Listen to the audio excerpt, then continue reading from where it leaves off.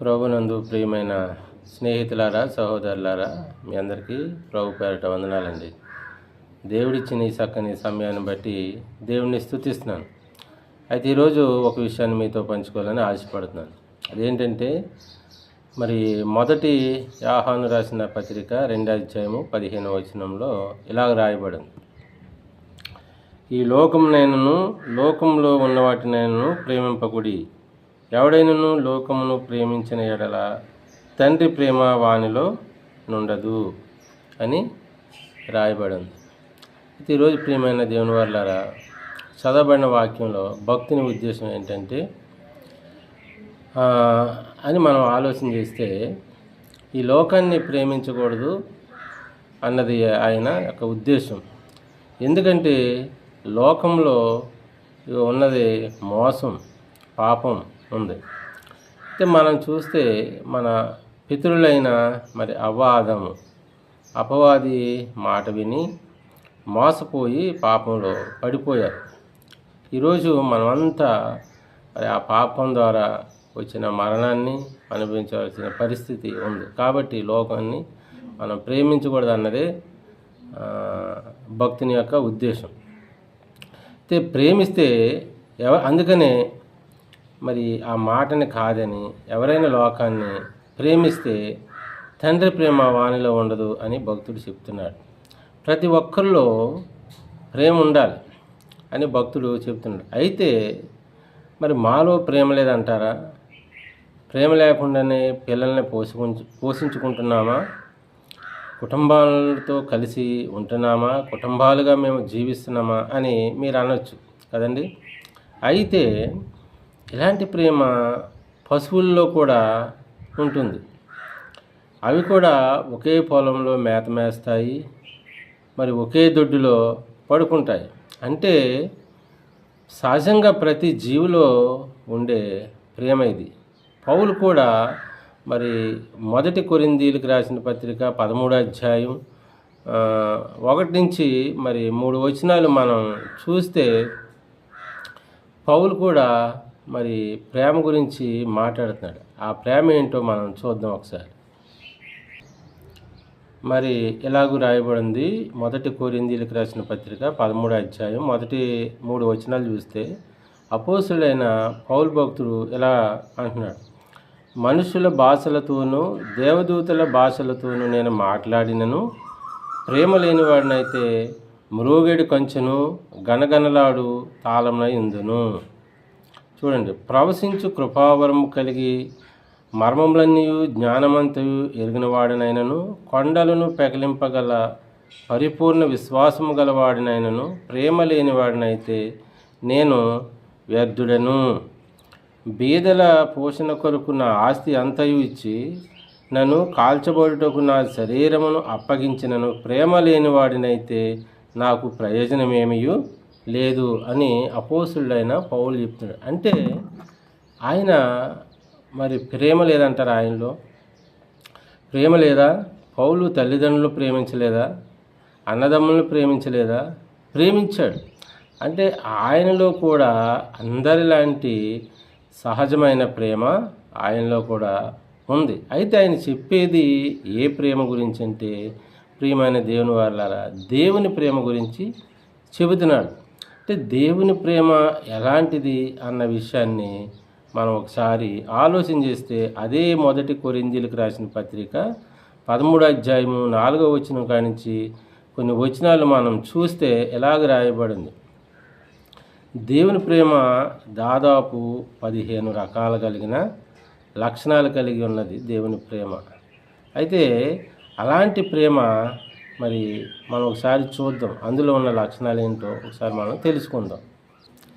పౌలు భక్తుడు చెప్తున్న దేవుని ప్రేమ, దానికి ఉన్న లక్షణాలు ఎలాగుంటాయంటే చూడండి, 4వ వచనం కానీ చదువుతున్నాను. ప్రేమ దీర్ఘకాలము సహించును, దయ చూపించును, ప్రేమ మచ్చరపడదు, ప్రేమ డంబముగా ప్రవర్తింపదు, అది ఉప్పొంగదు, అమర్యాదగా నడవదు, స్వప్రయోజనము విచారించుకొనదు, త్వరగా కోపపడదు, అపకారమును మనసులో ఉంచుకొనదు, దుర్నీతి విషయమై సంతోషపడదు.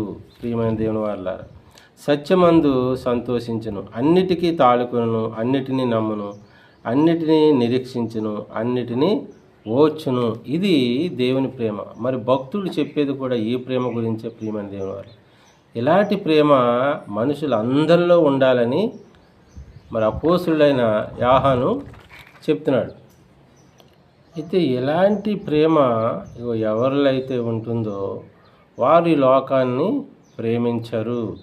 లోకాన్ని ప్రేమించిన వారిలో దేవుని ప్రేమ ఉండదని భక్తుడు సెలవిస్తున్నాడు.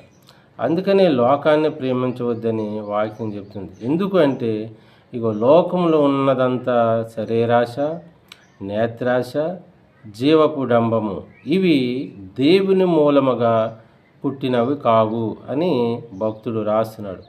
ఈ లోకమైతే మరి దేవుని మూలంగా పుట్టింది. ఈ లోకంలో ఉన్న సమస్తము దేవుని మూలంగా పుట్టినవి. కానీ ఏవైతే ఈ శరీరాశ, నేత్రాశ, జీవపు డంబము ఇవి ఉన్నాయో అవైతే దేవుని మూలముగా పుట్టినవు కావు. కాబట్టి ఈ లోకాన్ని ఎవ్వరూ ప్రేమించవద్దు అని వాక్యం సెలవిస్తుంది. ఎందుకంటే ఈ లోకాన్ని ప్రేమిస్తే మనకెంతో నష్టం జరుగుతుందని మరి దేవుని యొక్క ఉద్దేశం. ప్రియమైన వాళ్ళ చూడండి, దేవుడు లోకాన్ని ప్రేమించాడు కదండి. యోహాను సువార్త 3:16 ఇలాగ రాయబడింది: దేవుడు లోకమును ఎంతో ప్రేమించెను, కాగా తన అద్వితీయ కుమారుని యందు పుట్టినవాని యందు విశ్వాసముంచు ప్రతి వాడును నశింపక నిత్యజీవం పొందినట్లు దేవుడు ఆయనను అనుగ్రహించునని రాయబడింది. సరే, దేవుడు ఈ లోకంలో ఉన్నదంతా పాపం కదండి. దేవుడు ఈ లోకాన్ని ప్రేమించడం అంటే పాపాన్ని ప్రేమించినట్టు కాదు, కానీ పాపం చేసిన ప్రతి మనిషిని కూడా దేవుడు ప్రేమించాడు. ఆ ప్రతి ఒక్క మనిషిని పాపం నుండి విడిపించాలని తన కుమారుణ్ణి ఈ లోకానికి అప్పగించాడు. ప్రియమైన దేవుని వారు, అంటే ఆయన ఏకైక కుమారుణ్ణి ఆయన కోల్పోయాడు. కారణం ఏంటంటే ఈ లోకాన్ని ప్రేమించడం ద్వారా, ఈ లోకాన్ని ప్రేమించడం ద్వారా తన కుమారుణ్ణి ఆయన కోల్పోయాడు. ఆయన ఎంతో నష్టపోయాడు. ప్రియమైన దేవుని వాళ్ళ, ఈరోజు అలాంటి నష్టం మరి నీకు నాకు జరగకూడదని దేవుడు ఈ లోకాన్ని ప్రేమించొద్దు అంటున్నాడు. ఎందుకంటే ఆ నష్టాన్ని ఆయన పూడ్చుకోగలడు, ఆయన దేవుడు కాబట్టి. కానీ మానవులమైన మనం నష్టాన్ని మనం పూడ్చుకోలేము. అందుకని ఆ నష్టం మరి మనం అనుభవించకుండా ఆ నష్టాన్ని మనం పొందకుండా ఉండాలని దేవుడు ఈ లోకాన్ని ప్రేమించొద్దు అని చెప్తున్నాడు. ప్రియమైన దేవుని వాళ్ళ, చూడండి, మరి అయితే ఈ లోకంలో ఉన్నదంతా శరీరాశ, నేత్రాశ, జీవడంబం. అంటే శరీరాశ, నేత్రాశ ఈ రెండు కమ్మండి అయి ఉంటాయి. ప్రియమైన దేవుని వారు, నేత్రంతో చూసింది శరీరం మరి అనుభవించాలని ఆశపడుతుంది. ఏదైతే మరి ఈ లోకంలో మన నేత్రాలతో చూస్తామో దాన్ని కంపల్సరిగా శరీరం అనుభవించాలని ఆశపడుతుంది. చూడండి, మన పితరులైన మరి అవ్వను మరి దేవుడు తినవద్దన్న చెప్పిన పండు అవ్వమ్మ నేత్రంతో చూసినప్పుడు ఆ పండు ఆ నేత్రాలకు ఎంతో రమ్యంగా కనబడింది. అవ్వమ్మ దాన్ని శరీరం కొరకు అనుభవించాలని ఆ పండు తిని సర్వం కోల్పోయారు. పరిశుద్ధతను కోల్పోయి పాపం తెచ్చుకుని ప్రాణం పోగొట్టుకున్నారు. ప్రియదేవుని వారు, చూసారండి, నేత్రాశ, శరీరాశ, జీవడం వీటి వల్ల మానవుడికి నష్టం కలుగుతుందని దేవుడు ఈ లోకాన్ని ప్రేమించొద్దని చెప్పాడు. అలాగే ఒకసారి మరి యాకోబు తన అన్నయ్య మరి యాకోబు చిక్కుడుగాయ కూర వండుతున్నప్పుడు యాసావు దాన్ని చూశాడు. ఆయన చూసినప్పుడు అది చక్కగా తన కంటికి నిగనిగలాడుతా ఎర్రగా అది ఒక వేట మాంసంలాగా కనపడినప్పుడు వెంటనే యాసావులో ఒక ఆలోచన వచ్చింది. నేను దాన్ని కంపల్సరిగా మరి తినాలి, నేను దాన్ని అనుభవించాలని ఒక ఆశ కలిగి తన తమ్ముడైన యాకోబుకు తన జ్యేష్ఠత్వాన్ని అమ్ముకున్నాడు. ప్రియమైన దేవుని వాళ్ళు, తర్వాత ఆయన ఆశీర్వాదాన్ని కోల్పోయి ఎంతో విచారపడ్డాడు, దుఃఖించాడు, రోదన చేశాడు. కానీ ఆయన చేయి దాటిపోయింది. ప్రియమైన దేవుని వాళ్ళు, సరే, నేత్రాశ అంత ప్రమాదకరమైందని వాక్యం చెప్తుంది. ప్రియమైన దేవుని వాళ్ళు, నేత్రాశ, శరీరాశ వల్ల సర్వం కోల్పోయాడు. మరి యాషావు. అలాగే ఒకసారి దావీదు జీవితంలో కూడా ఇలాంటి సంఘటనని మనం చూస్తాం. ఒకసారి మరి చూడండి, ఇశ్రాయేలు అమ్మోనీయులతో మరి యుద్ధం చేసే సమయంలో ఒకరోజు ప్రొద్దుగూకు వేళ అనగా సాయంకాలం సమయంలో మరి దావీదు మరి మేడ మీదకి ఎక్కి అటు ఇటు తిరుగుతున్న సమయంలో ఒక స్త్రీ స్నానం చేయటం దావీదు చూశాడు. ఎప్పుడైతే దావీదు నేత్రాలతో ఆ యొక్క స్త్రీ స్నానం చేస్తున్నప్పుడు చూసి వెంటనే ఆయన శరీరం యొక్క కోరికలు తీర్చుకోవాలని ఆశపడ్డాడు. ప్రియమైన దేవుని వల్ల ఆశపడి ఆమెతో మరి పాపం చేశాడు. అప్పుడు అది ఆ పాపం మరి దేవుని దృష్టికి మరి ఎంతో మరి ఆయన దుష్కార్యం జరిగించినట్టు దేవుడు చూసి ఆ పాపానికి తగ్గ ఫలితం మరి దావీదు జీవితంలో దేవుడు అనుగ్రహించాడు.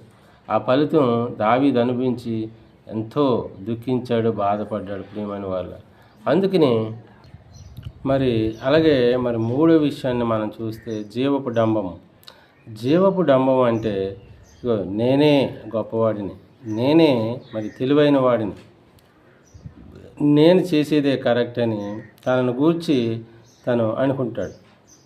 అలాగే మరి లూకా సువార్త 18వ అధ్యాయంలో ఇద్దరు వ్యక్తులు మనం చూస్తే వారు మరి ప్రార్థన చేయటకు దేవాలయం దగ్గరికి వెళ్తారు.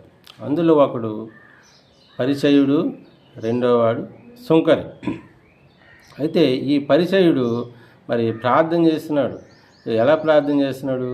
దేవా, నేను చోరులను, అన్యాయస్తులను, వ్యభిచారులైన ఇతర మనుషుల వలెనైనను ఈ సుంకరి వలెనైనను ఉండనందుకు నీకు కృతజ్ఞతాస్థుతులు చెల్లిస్తున్నాను. వారానికి 2 మార్లు ఉపవాసం ఉంటున్నాను, నా సంపాదన అంతట్లో 10 వంతు చెల్లిస్తున్నాను కదా అని ప్రార్థన చేశాడు. అలాగా ప్రార్థన చేస్తూ తనను తాను హెచ్చించుకున్నాడు.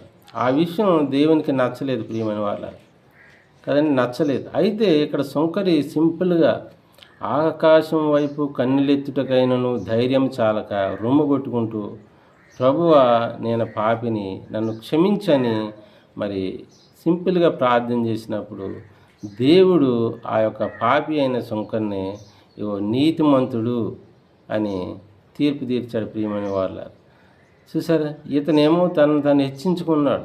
జీవపు డంబంతో తను తాను హెచ్చించుకోవటం వల్ల దేవుని చేత తగ్గించబడ్డాడు. ఈరోజు ఆలోచించాలి. అందుకని వాక్యం యేసుక్రీస్తు ప్రభు మాట అంటున్నాడు, తనను తాను హెచ్చించుకున్నవాడు తగ్గించబడును అని యేసుక్రీస్తు ప్రభు సెలవిచ్చాడు. ప్రియదేవుని పట్ల చూసారా, అందుకనే ఇక మనం ఎవరం కూడా హెచ్చించుకోకూడదు. ఈ హెచ్చింపు ఎప్పుడు వస్తుందంటే జీవపు డంబం వల్ల నేనే గొప్పవాడిని, నేనే జ్ఞానవంతుడిని, నేను చేసేదే కరెక్టు, నేను చెప్పేదే కరెక్టు అని ఇలాంటి జీవపు డంబం కలిగిన వారు మాత్రమే హెచ్చించుకుంటారు. ప్రియమైన వాళ్ళ హెచ్చించుకోవడం వల్ల ప్రభు దృష్టిలో తగ్గించబడతారు. తగ్గించడం యేసు ప్రభు దేవుడే తగ్గిస్తే ఇంకా మనల్ని హెచ్చించేవాడు ఎవడు? అందుకని మనం ఆలోచించాలి. ప్రియమైన దేవుడు, ఈ 3 కూడా ఇవి లోక సంబంధమైనవే. ఇవి మనకు చాలా నష్టాన్ని కలిగిస్తుంది.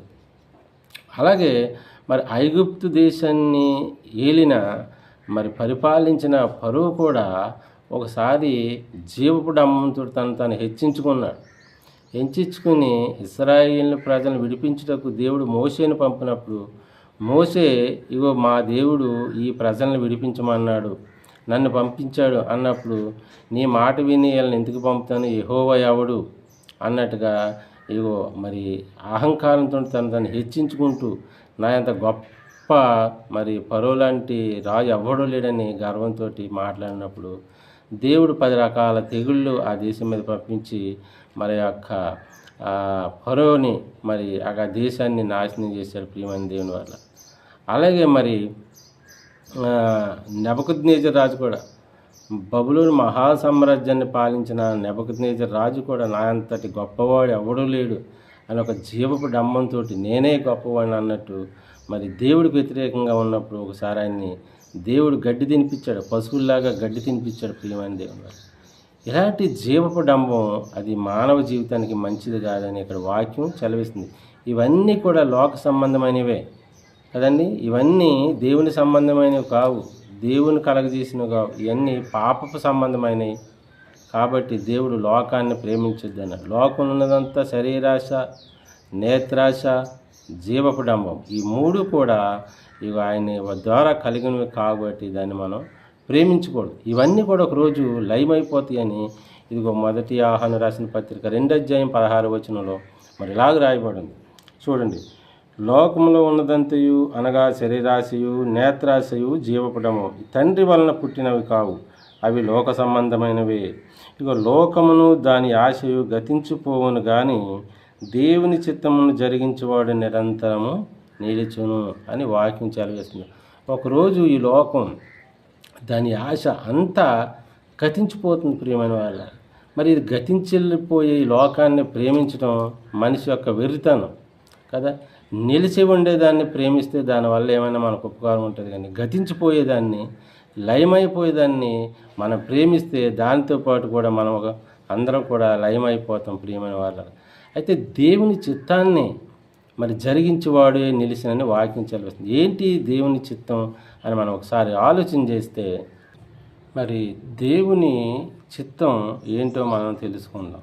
చూడండి, 1 దశలోనికి రాసిన పత్రిక 4:3 ఇలాగ రాయబడింది. మీరు పరిశుద్ధులొకటయే అనగా మీరు జారత్వమునకు దూరంగా ఉండుటయే దేవుని చిత్తము. చూసారు ప్రియ దేవుని వాళ్ళ, ఈ లోకంలో మనం ఈ లోకాన్ని ప్రేమించినట్లయితే ఈ లోకంలో ఉన్నదంతా శరీరాశ, నేత్రాశ, జీవపు డంబం ఇవి దేవుని మూలంగా పుట్టినవి కావు. కాబట్టి దీన్ని ప్రేమించిన ప్రతి వాడు పాపంలో జీవిస్తాడు ప్రియమైన వాళ్ళ, పాపాన్ని జరిగిస్తాడు. కానీ దేవుడు ఏమంటున్నాడు, మీరు పరిశుద్ధులగుటయే జారత్వమునకు దూరముగా ఉండుటయే దేవుని చిత్తము. అంటే పాపం లేకుండా, పాపం చేయకుండా, మనం ఈ లోకాన్ని ప్రేమించకుండా ఈ లోకంలో జీవించినంత కాలం మరి మనం దేవుణ్ణి ప్రేమిస్తే మనం పరిశుద్ధులుగా ఉంటాం ప్రియమైన దేవార్ల. ఇగో దేవుణ్ణి ప్రేమించిన ప్రతి ఒక్కడు, ఎవరిలో అయితే దేవుని ప్రేమ ఉంటుందో వాడు ఈ లోకాన్ని ప్రేమించడు. ఈ లోకాన్ని ప్రేమించకపోతే వాడు పరిశుద్ధులుగా జీవించడానికి అవకాశం ఉంటుంది. ఎవరైతే ఈ లోకంలో పరిశుద్ధులుగా జీవిస్తారో వారు నిరంతరము మరి దేవుని సన్నిధిలో నిలిచే ఉంటారు. ఎందుకంటే ఈ లోకము దాని ఆశ అంతా ఒకరోజు గతించిపోతుంది. కానీ ఇగో దేవుణ్ణి ప్రేమించిన వాడు, దేవుని దృష్టిలో పరిశుద్ధుడిగా జీవించిన వాడు, ఆయన నిరంతరము ఇగో నిత్యరాజ్యంలో దేవునితో నిలుస్తాడని వాక్యం సెలవిస్తున్న ప్రియమైన వాళ్ళు. అందుకనే మనం ఆలోచించాలి, ఈ లోకంలో ఉన్నదే దేన్నైనా కూడా మనం ప్రేమించకూడదు. లోకము దేవుని వలన పుట్టింది, కానీ లోకంలో ఉన్నది శరీరాశ, నేత్రాశ, జీవపు డంబం ఇవి దేవుని మూలంగా పుట్టినవి కావని వాక్యం సెలవిస్తుంది. కాబట్టి దీన్ని మనం ప్రేమించకూడదు. ఇగో నిన్ను నన్ను శాశ్వతమైన ప్రేమతో ప్రేమించే దేవుణ్ణి ప్రేమిద్దాం. ఆ నిత్యరాజ్యంలో తరతరాలు యుగయుగలు ఆయనతో నిలిచి ఉందాం. దేవుడు తన మాటలు దీవించునుగాక. ఆమేన్.